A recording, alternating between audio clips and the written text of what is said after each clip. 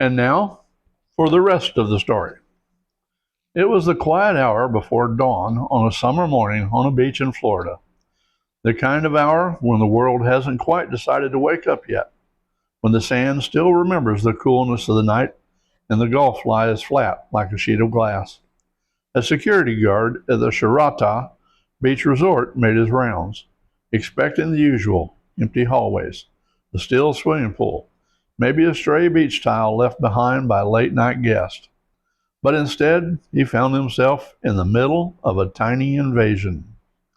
Dozens of baby sea turtles, soft shelled hatchlings, no bigger than the palm of a hand, were wandering the property like confused tourists. Some paddled in the hotel pool, their little flippers working overtime.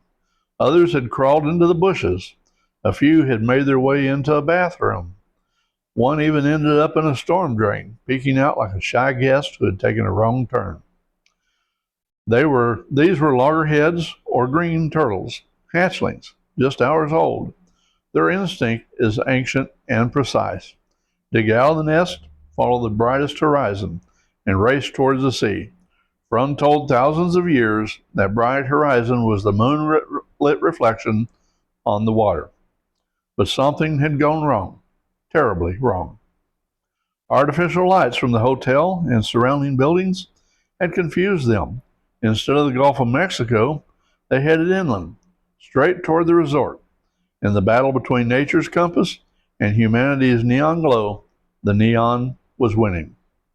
The guard collected as many as he could, gently scooping them up, then called for help. Deputies arrived and turned the early morning into a soft-footed scavenger hunt, searching under shrubs, behind benches, along walkways.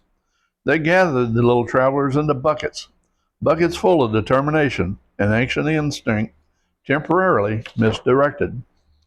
Florida wildlife officers gave simple instructions: take them to the water's edge, point flashlights toward the waves, and let the hatchlings decide for themselves. Most crawled straight into the surf, as if remembering suddenly what they were born to do. A couple stubbornly tried to turn back toward the hotel, as if the pool still looked like a better option. But in the end, every lost baby was safely on its way. What no one talking about the turtle rescue at the hotel fully realized at first was how close this came to a tragedy, and how common the problem has become.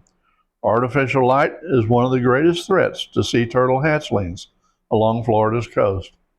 The same stretch of beach that draws tourists also draws nesting mothers, and every summer, a few more tiny travelers take the wrong turn toward air-conditioned lobbies and chlorine instead of the open ocean.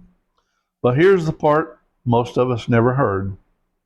Those hatchlings, the ones scooped from the pool, the bushes, the bathrooms, even the storm drain, each carry inside a map written not on paper, but on instinct.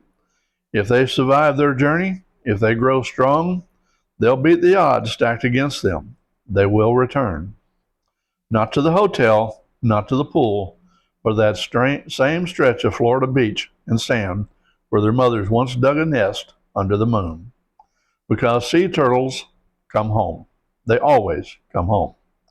And on that particular morning, quick thinking humans gave them a second chance to someday do just that. And now we know the rest of the story. Have a great day. Bye bye.